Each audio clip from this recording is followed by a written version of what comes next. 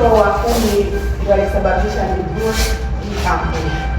Leo mtoto wa 10 nilibeba mimba yake, nitazamia naenda kwa uchungu. Mimba 9 nyuma nilizaa kwa uchungu, lakini ile mimba ya 10 nikaizaa kwa operation. Nilipoizaa kwa operation, unajua kama unafanywa operation sana kwa mpira wa mkojo. Sasa baada ya kutoa ule mpira wa mkojo, period yangu ikakata. Basi nilipokuwa kwenda nyumbani, nikamwambia daktari, sasa mbona period yangu inaendelea? Akaniambia hamna shida hiyo, itaisha tu. Kaenda nyumbani, nimekaa wiki ya kwanza, wiki ya pili, wiki ya tatu, nasema mbona hali tena inaendelea? Ikabidi nimrudie daktari, mbona hali inaendelea? Akaniambia hebu ngoja tusubiri ile likizo ya miezi 7. Kwa mama mnafanywa operation mnajua. Basi nikasubiria ile muda wa miezi 7. Nikaenda nikasema period yangu mimi naendelea. Akasema kumbe ni changamoto. Kama niambia natakiwa kila Jumamosi unakuja kliniki tunapima uzito wako. Basi ndio kila Jumamosi kwa naenda pale hospitali ya serikali wananipima na kukuta uzito wangu unaendelea kushuka. Basi ndio nikaanza kuandikiwa rufaa. Nenda hospitali ya Kigoma Maweni, nikaenda pale wakanichunguza, nasema tumeeleza tatizo. Nikarudishwa nyumbani. Ndio nilichukua nyumbani, hali inaendelea, amani sina. Nikaambiwa kuna hospitali moja iko Kasulu, Shunga kwa watu wenyewe wa kule. Nikaenda tena, wakanipima, wakaniambia tumekosa shida. Nikarudi. Nikaambiwa tena kuna hospitali nyingine tena ya wazungu, iko Kigoma kule, sehemu moja inaitwa Matiazi. Nikaingia pale, nikapimwa. Kidogo tena kama vile kuniambia changamoto nilizonazo, lakini kama vile wakanisema, nikabisha tena nyumbani. Nikaona tena hali inaendelea kwangu kuwa ngumu. Chakua kiendi. Kazi tu ikifika jioni hali kiwa mbaya ni hospitali. Dilipu. Mwisho nikasema jamani, hali inatisha. Mwaka wa kwanza huo nikachukua mwaka wa pili. Nikasema jamani, itakuwa nisahau huduma labda kimwili wangu. Kuna changamoto inaendelea. Wakaniambia hapo kuna shida. Nilipochukua mwaka wa 4 ndio nikaenda kwa mchungaji. Mchungaji huyo akaniombea, labda naweza nikasema mambo ya kigiza. Kaniombea akasema jamani, mimi kwangu nimekaa mwezi mzima na kuombea. Mimi sioni shida yoyote. Mimi nataka nitoe shilingi 10,000. Kuna mtu ana vipimo ya peke yake kibinafsi nyumbani. Ukachunguza kipimo hiki, hapo mmetema. Basi nikawa nimeondoka, huyo baba akanipima. Nikamwambia naomba nipime kipimo cha uzazi. Maana pale kuna kipimo cha 15,000, kuna kipimo cha 10,000, kuna kipimo cha shilingi 8,000 na cha 5,000. Amepima kipimo cha kwenye kizazi cha 8,000. Aliponipima ndo akaniambia sasa live, akaniambia changamoto uliona ambayo nimeona kwenye kizazi na saratani. Hapo sasa siwezi tena sijui kuvaa gauni, siwezi sijui kutembea, sijui kunipa simu ndogo watoto wamepiga, niweze kuinyanyua kuweka hapa. Hamna tena. Nimebaki hiyo kazi mimi wangu. Na nilibahatika kuzaa watoto wa kike 8. Wa kiume wangapi? 2. Na ndio nilioanza ambao ndio kizazi changu cha kwanza kwa wa kike. Sasa chakua kiendo. Wao watoto wakashaka kama ndio ni wasichana, wakaanza kusema mama sasa tayari hapa unaenda. Unakufa mama, si tunabaki mayatima. Akasema hamna, na naanza kuwagawa sasa. Haya nilionao mimi sio kuishi na ninyi, ni ya kufa. Nyie wasichana wanne mtaenda kwa bibi za baba, hawa wengine wataenda kwa bibi za mama. Nikamwambia na wale wao. Nikamwambia kwa kweli, kwa kusema ninaendelea kuishi duniani kwangu, naona huko kunafika mwisho. Basi nikawa namwambia Mungu, naomba wewe unanisaidia, wachungaji tunawaambia wala niombea maombi ya uhamisho. Mimi kuishi duniani kwangu naona huko kunafika mwisho. Kwani mwenzangu kana nafunga, wachungaji wanakuja wanasema jamani hamna, Mungu atakupa mlango wa kutokea, usiombe hivyo. Nikaenda ukaa hivyo, yaani nikazidiwa nikawa hoi. Sasa kidogo nikatumia kama ka SMS kwa Jumamosi saa 2. Nikaambiwa hivi, hapa Nguruka kuna hospitali moja imeingia wa China ambayo inatibu magonjwa sugu. Sasa mwenzangu alipoisoma hivi, nikaona kama vile anainama. Mimi nimelala kitandani, yeye amekaa kitandani. Anauliza nini? Anaenda kuna SMS nimeiona hapo, ameniambia kwamba kuna hospitali moja ambayo imeingia wa China. Nikamwambia naomba niende, labda yeye anaweza kaona changamoto yangu. Akaniambia efficient tunatoa kipimo. Kwa hiyo kipindisho kwa efficient. Nikamwambia hivi, mtoto wangu ameolewa, naomba niongee na mkulima wangu aweze kunisaidia nipate ile shilingi. Basi baba akamtafuta mkulima wangu, nikawa nimeongea naye. Nikasema baba, samahani, naomba nisaidie shilingi. Nienda kwenye check hapo, na siku na wachina wameingia, wanataka kunisaidia. Yule baba kufanya kosa, akasema kesho waagize shemeji ndio. Asubuhi ndio tunamwamsha bibi yangu watatu ndio ile.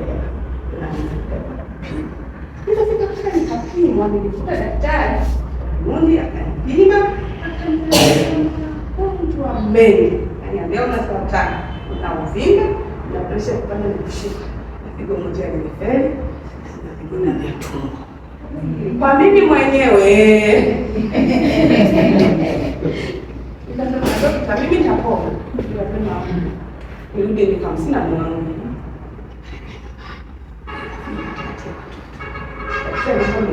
Akasema utapona, weka imani.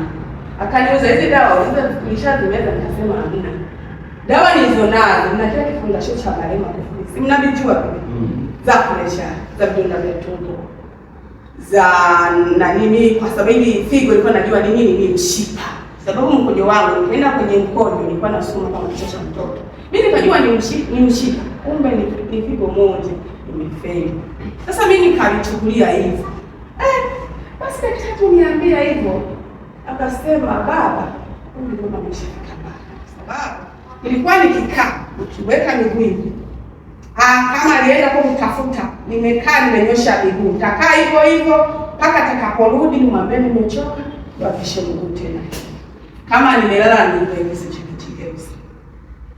Sasa daktari ndio zile dawa kama hizo akazipanga kama hivi. Nikaziangalia zile zilizotumia toka Nazareti. Nikamwambia daktari, sasa hizi dawa kweli toka Nazareti zile zilizotumia unanisaidiaje ili nipate hizi dawa? Akaniambia hivi, yaani hizi dawa zinatoa pesa. Nikasema mimi sina hela, nimekuja na baskeli, naona nini nipatie baskeli? Akasema mimi sichukui baskeli. Labda uzeni baskeli nipate dawa. Na mwangalia mume wangu na kumbuka maisha yangu nyumbani ni magumu. Yeye ameniambia kununua dawa, sijui itatoka wapi. Nikaenda kung'ang'ana hapa ofisi. Unaona Mungu kwa kweli acha Mungu. Nimekaa kama mida saa 6. Akatokea mama mmoja aliyepimwa Jumamosi amejia matibabu. Amefika pale akanikuta. Akasema mama Lecho, vipi? Nikasema mimi mwenzangu nikufuatia. Akasema sina hela. Akaniambia unakwambia nini? Nikasema nimepata magonjwa mengi sana. Akaniambia kwa hiyo nikasema mimi sina hela. Akasema mimi nimejia dawa za lakini nilipimwa jana. Nikasema kwa mama yangu, naomba unisaidie. Mimi wangu ni mvuvi. Unisaidie. Lakini niondoke na kopo moja. Nitaona matumaini ila unipe wiki hizi 2. Mweonga tena kuvua atakumwagia samaki. Akasema sawa na shida. Yeye akapewa dawa za. Mimi akanidhamini 1,00,000. Alipozamilia 1,00,000, nikamwambia daktari, hebu nisaidie. Katika hizi dawa zote mimi kwa hali yeye iona mimi. Unaona chukua dawa gani? Kana kuchukua bodeni yake. Bodeni yake. Nikasema sawa, naomba unipatie. Bodeni yake. Hapo daktari akame na nene fungua kanipa vidonge hivi 3. Wakati vidonge vinashuka kama vile kuna vitu fulani kwa nashusha, bado kwa nakana tena mate nikapika ovyo. Alafu nikipumua hivi kuna vitu kama vichoka.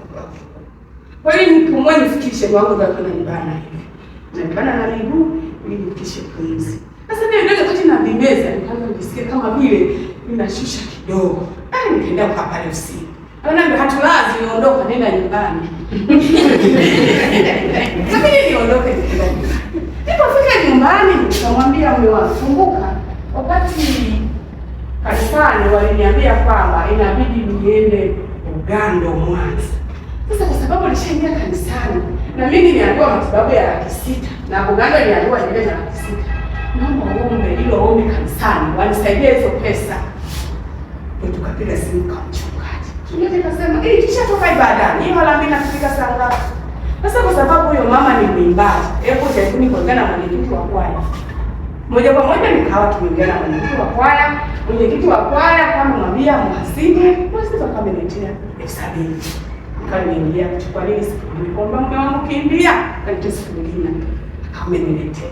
Kesho Jumatatu mume wangu ndio anaanza kumwambia waombezie. Mimi mke wangu amepima magonjwa kubwa, naomba msaidie. Mwenye 5,000, mwenye 10,000, akajikuta amepata 60. Nikamwambia kaniteka kabodi 6. Nikakomboisi. Nikasema nataka nimeze hizi dawa. Kufika Jumapili bado ni wandani. Nikasema hiyo kampuni kawa nimezimeza sasa. Baada ya siku 3 Jumatano nikamwambia dokta, pigia simu. Unajua zile damu ziko zinapungua, alafu na ile harufu sisikii tena. Maana nilikuwa nikikaa hivi na sisi kama vile nimeshaoza. Zilikuwa zinakuja damu ambazo ni nyeusi, hapo zinatoa harufu. Kwanza kuniongesha kwa makini na kafua kwa makini, naendelea kunuka. Mama mwenzenu, mama wenzangu. Basi nimeomba kwa najitahidi sana. Kwa yaani ile swala wameanza kunadi naye ndo anatoka uani. Anafua. Sana amechemsha maji. Ananyenya kama katoto kachanga na nipeleka uona nikacha kwenye kakigoda, anaanza kunimwagia maji na niogesha kama ni kunichamba kama mnavyojua mama. Atanichamba na maliza, atanipisha, atanirudia na ninyenyo mpaka kitandani. Mpaka mafuta kama ni kunipisha gauni atanipisha fupi. Kama ni misese ndio namwambia usikawia na ngoja nikaondoka muda wote. Ndio anafanya misele lakini anakuwa na anakumbuka ni wahi. Hapa naenda kusanya bulati. Miaka 4 hatufanyi kazi ya aina yote, vitu vyote tulishauza. Sasa nilikomeza hizi dawa Jumatatu kumwambia daktari nimeshaona hizi dawa kanisa. Sasa nataka niuze nyumba au mashamba bila kutoa matibabu. Kama ni kweli. Maana cha kwanza ni afya, utajiri ni afya. Tukatoa tangazo. Baba mmoja akaja akasema nyumba mbili. Nasema hii nyumba mnasema, nikasema mimi nasema milioni 2 na laki 8. Akasema ho, mimi natoa laki 8. Nikasema basi nipe hizo. Mradi laki 6 matibabu. Laki 2 anunua chakula baba tu. Sasa akasema sasa mimi naona mama mgonjwa. Hawa mabinti, hawa watoto wanasoma shule. Mnaenda wapi? Nikasema tunaenda kuishi shamba. Ukizidiwa uzeni shamba. Naye mwa shamba yuko wapi? Akasema ngoja nikutafutie mteja wa shamba. Hapa akapiga simu. Mteja wa shamba akakuja. Akasema naomba msaini hapa. Ekari yake, ekari 4, andika nimekubali kuuza shamba, mkiwa na kile timamu, watoto hivyo. Hapa kila shamba nimezinunua. Kila shamba nilikuwa nanunua laki 1, ila nikanunua. Naunua. Nikasema basi hizo tunapeleka. Akanipa ekari 4. Napata laki ngapi? Laki 2. Nikamlipa ile mama ile laki yake. Nikapata ile laki 1. Ndio ni bebe. Nikataka kupaka moja. Akasema kwa hiyo unataka nikupe dawa gani katika dawa hizo mwezi? Nikasema naomba unirudie. Nimekapenda sana kwa sababu ile wakati nikiwa nakameza maumivu siyasikii, napata usingizi mkubwa. Naomba unipatie. Sasa ni hapo inabaki change, kama unabandika baadaye utaongezea. Nikasema ndio, akanipatia hapa ila nyingine ikabaki. Sasa ndo ananiambia mimi Mtanzania mgeni, naomba ufanye kazi wewe mwenyewe ujitibishe. Kazi gani? Mimi sijasoma. Kumbukeni miaka ya nyuma ulikuwa ukienda shule, ukifeli ile darasa la 4, ile kwenda darasa la 5, unarudishwa la 4. Sasa mimi nilifeli. Niliona nilifeli. Nikamwambia baba mimi naiacha cha kusoma na nikiingia nyumbani. Kurudi nyumbani kaolewa. Basi sasa mambo ya shule kwamba mimi sijui hata wala kuambia, sema utajua tu. Fuatilia semina.